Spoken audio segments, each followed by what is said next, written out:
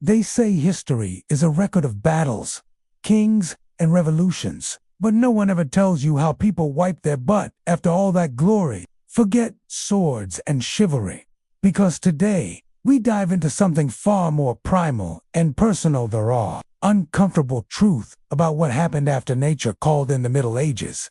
Picture this. It is the year 1257.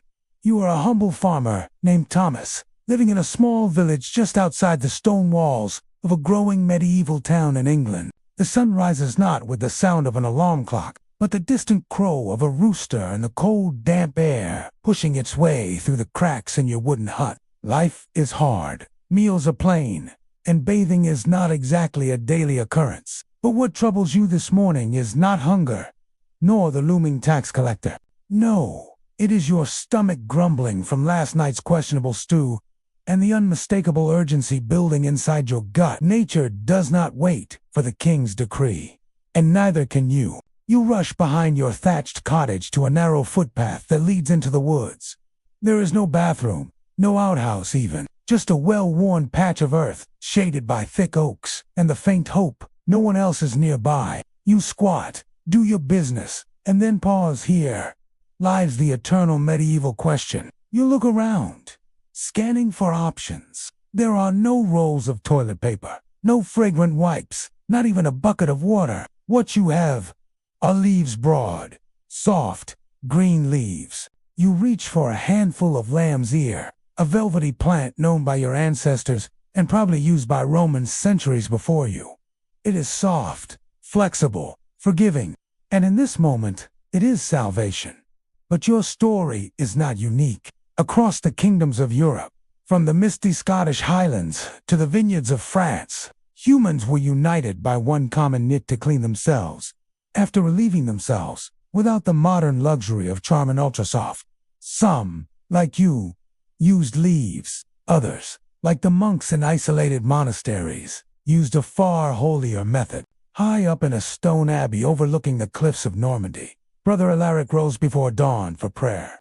After hours of chanting and copying Latin texts by candlelight, he too would feel nature's call. But the monastery did not provide soft foliage or a private chamber. Instead, it offered a thin wooden stick, smooth at one end, called a gomp stick, kept in a small bucket of water and reused after rinsing.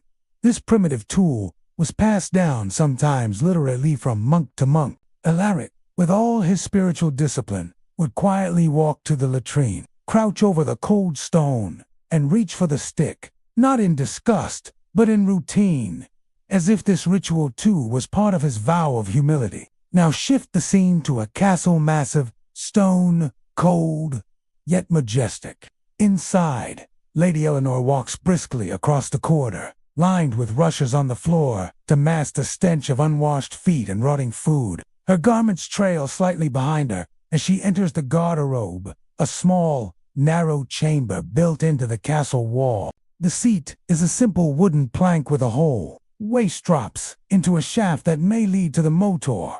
A pile of straw below. Sometimes, if you are lucky, the castle employs a gong farmer, a man who empties the cesspits under the cover of night. But Eleanor is concerned only with the finishing touch. What does she use? Not leaves. She has linen cloths, torn into narrow strips. Rich families often use discarded cloth, which could be washed and reused. It is not the most pleasant task, but it is better than straw, which many peasants relied on, or moss, which offered a damp, forest-scented experience at best. Yet the question deepens when you realize that wiping in the Middle Ages was not just about what was used, but how different regions developed wildly different norms.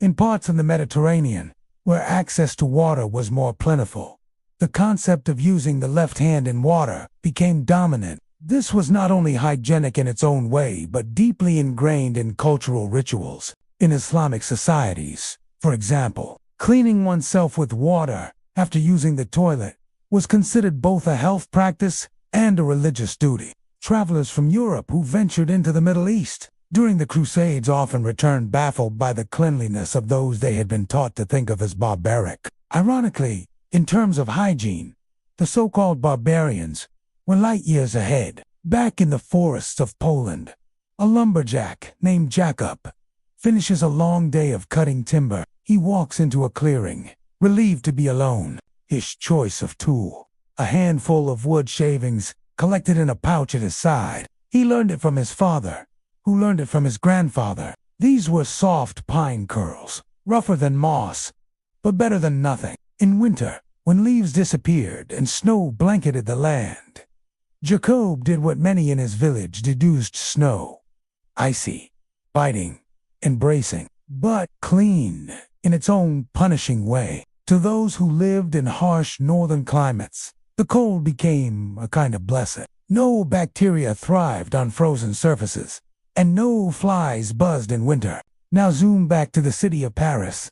In 1315, the streets are narrow, cobbled, and lined with open drains. Chamber pots are emptied from second-story windows with a quick shout of "God est low," meaning watch out for the water. And yes, water was a euphemism for human waste. In such a world, the act of wiping was as much about survival as it was about cleanliness. Some carried rags. Others, like the poor beggars near the Seine, wiped with whatever they could scavenge: scraps of cloth, handfuls of dirt, even broken pottery. Archaeologists have discovered shards of ceramic marked with human waste clear, signs that pottery was sometimes used as a scraping tool, a harsh substitute but one grounded in reality.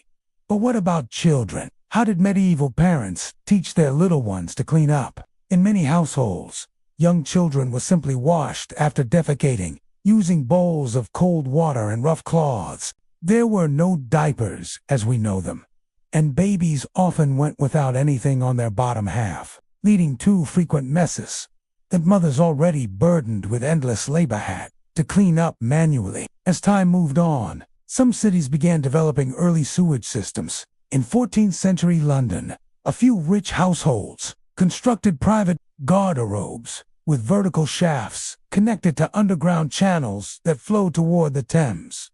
But even here, wiping remained primitive. Paper was expensive, far too costly to waste on human waste.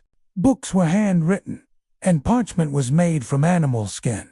No one in their right mind wiped with paper. In fact, in China, where paper had been invented centuries earlier, some records from the Tang dynasty show that sheets of paper were used for hygiene as early as the 6th century, but even then, it was considered a luxury, not a norm. The average European in the Middle Ages lived in a world full of disease, poor sanitation, and limited access to clean water.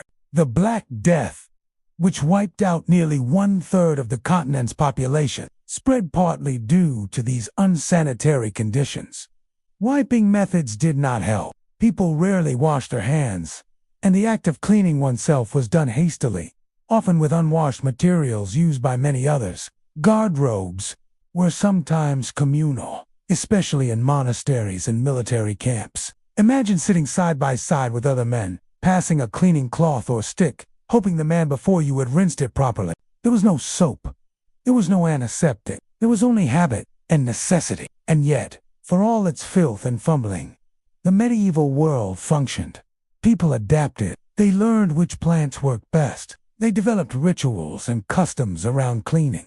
They survived harsh winters, rough bark, and foul smells. They laughed. They loved. And yes, they pooped just like we do today. And in that raw, unfiltered humanity, there is something oddly comforting. So the next time you sit on your porcelain throne, in your tiled bathroom, under soft lighting, with a roll of scented paper at your side, remember Thomas in the woods, Eleanor in the castle, Alaric with his shared stick, Jacob with his pine shavings, and the countless others who came before you. Remember that wiping your butt is not just a daily routine, it is a connection across time. From moss to mullein, from linen to leaves, the human struggle for cleanliness after defecation is a tale as old as civilization itself. And yes, they really did use leaves